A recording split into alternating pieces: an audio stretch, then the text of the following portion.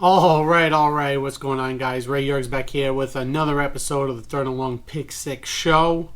Hope you guys tuned in last week for the picks. We went 3-3 last week, so a little bit difficult, but no harm, no foul. 7-5 still overall on the season, which still gives us positive money. So that's a good thing, and we just take what we can. Went 2-1 in the early slate, went 1-2 in the later slate. Things did look good for a little bit while, but those dog spreads, thinking that they were going to make it, they didn't.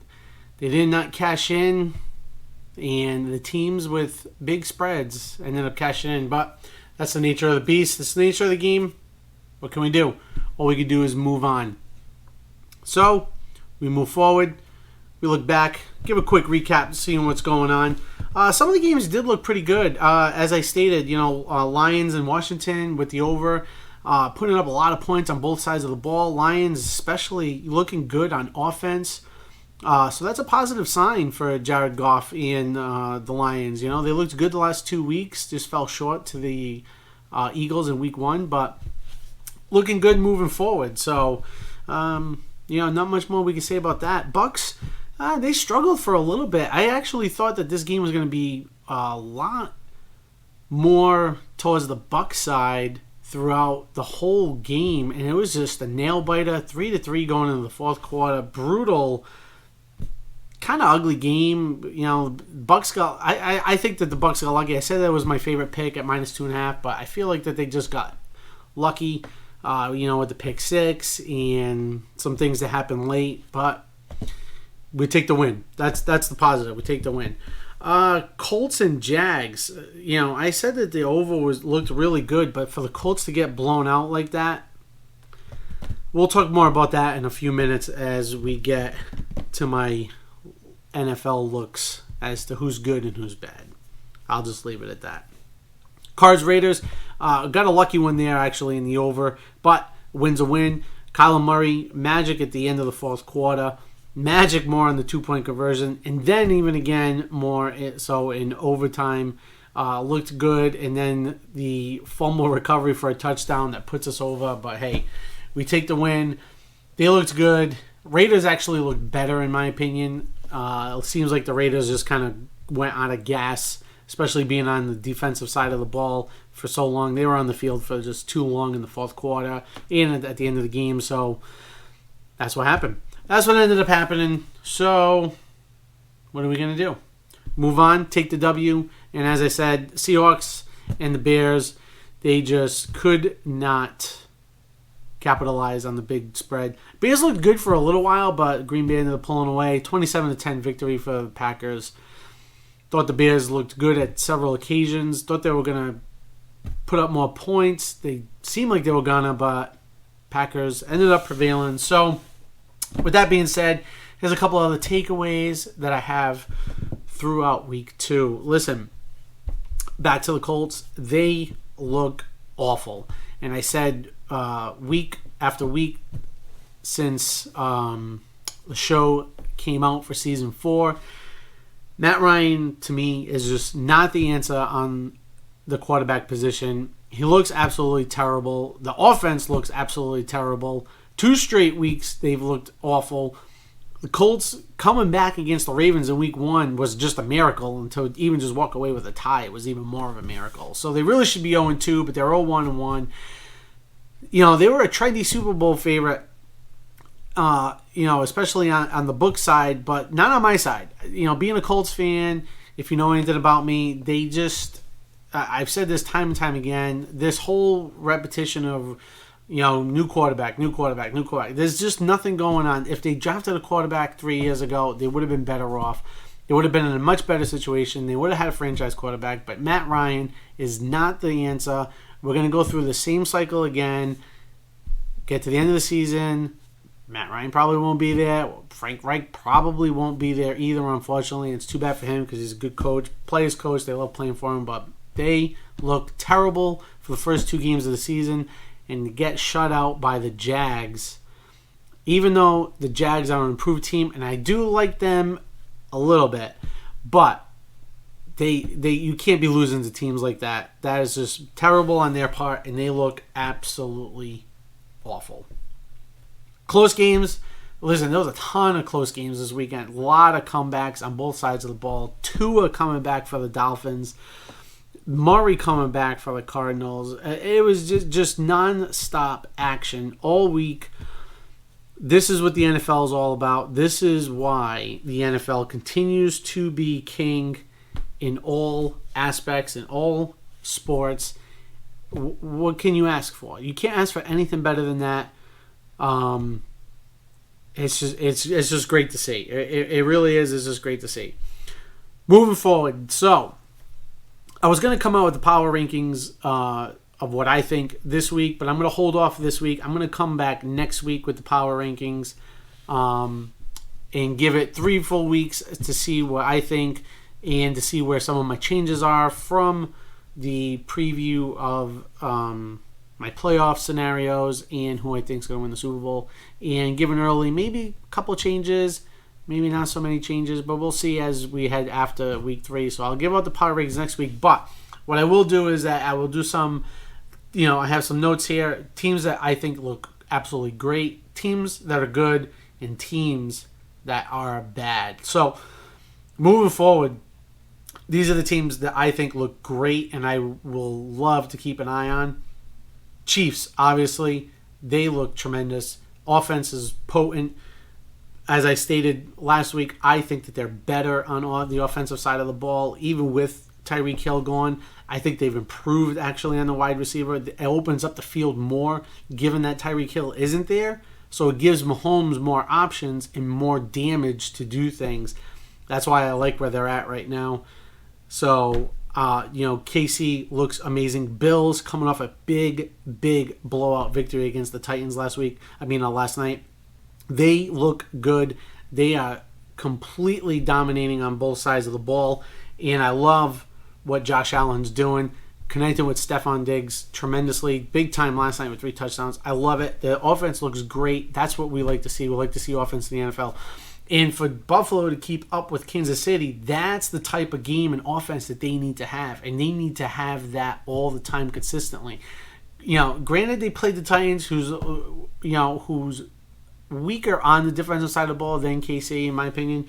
But that gives you big-time confidence when you're running those route plays and you're connecting with Diggs big time. That's what's going to help you against the Chiefs. Okay? There's a couple other teams that I can think look great. I'm putting them in the great category. That's the Eagles. Another big victory last night, blowout victory against the Vikings. As I said, that they did have a close victory against the Lions in week 1, but they looked good on the offensive side of the ball and defensive side of the ball. They look strong. Jalen Hurts is more comfortable this year than he was last year. Getting A.J. Brown was a huge pickup for this team, and I think that they've actually improved significantly on the defensive side of the ball. They put a lot of pieces in place. They got rid of a lot of old players that was holding them back last year. They've improved on the secondary. They look really strong. I like where this team is headed. Another good team to keep an eye on to see where they go moving forward. They improved to 2-0. Clearly, I think they're the NFC East favorites, but it's only week 2, so let's not get too far ahead of ourselves, but I like where they're going. Dolphins is another team. I said this in my preview video.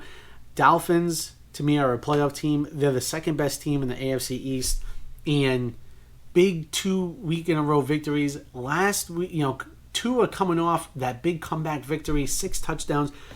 It was a tremendous confidence booster for him, and it's going to help him improve even more because this is what he's trying to do this year. He's trying to show the haters from what they said of the offseason and the time that he's missed and in and out that he's for real. And I think that that's what he's trying to do, and I think he's doing a pretty good job of it right now. So I like where the Dolphins are headed. Someone to definitely keep an eye on going forward. But can they compete with the Bills? It's a big question. Can they compete with the Bills? Teams that look good. Lions. I do think that they look good. The offense looks strong. I like what they're doing. Close victories, especially in week 1. Could have walked away with that victory. They kind of blew the lead there, but they do look good. So I like to see where they go moving forward over the next 3 weeks to seeing if they can get to that, type of, 3-2, 4-1, type 4-2 maybe. We'll see where they end up going. Be interesting to see if they end up getting to that number, because then that puts more pressure on the Packers. So something to keep an eye on. Tampa Bay, they fall in that category. That's a given. I still think that they're struggling a little bit on the offensive side of the ball. Picking up Cole Beasley, I think, is going to actually help Tom Brady a lot, given him the fact that Beasley is the type of player that can run the slot, where Tom Brady likes to go a lot. So I like that fit. I think he's going to fit in great there, especially with Evans going to be out one game due to a suspension. But I like the signing. I think they keep him long term and for the rest of the season, and I think he's going to help out big time in the slot. Packers coming back up, off a blowout against the Vikings. They come back, blow out the Bears, but that's nothing, out of the ordinary. I did have the Bears, but we kind of just fell short. Really, it wasn't like a big blowout. They lost by 17, but with that being said, that's what they do against the Bears, especially in Lambeau. But they looked better on offense. They looked better with the wide receivers. So it'll be interesting to see where they go over the next couple of weeks to see how they grow and mature, or if they take a setback like they did in Week 1. Another team that I think looks good, Chargers. That was a tough Thursday night game. It's a divisional game. It's a short week. They were in it. They were right there. They could have had some chances to win the game. But what can you say? I mean, they're playing the Chiefs, and there's nothing more I can say about them. They looked good. I still think they look good, so I like to see where they go moving forward for the next couple weeks. Closing it out, bad teams. As I said at the beginning, Colts, number one bad team in my opinion. Bottom of the barrel for the power rankings. Can't really say much more than I already did. Panthers, Baker Mayfield. Keep trying to prove yourself, because the team does not look good. It might not be Mayfield's fault. Maybe Matt Rule's the problem. We don't know. See how they hold out. But Panthers, right down at the bottom with the Colts. Surprising teams that I got in the bad category.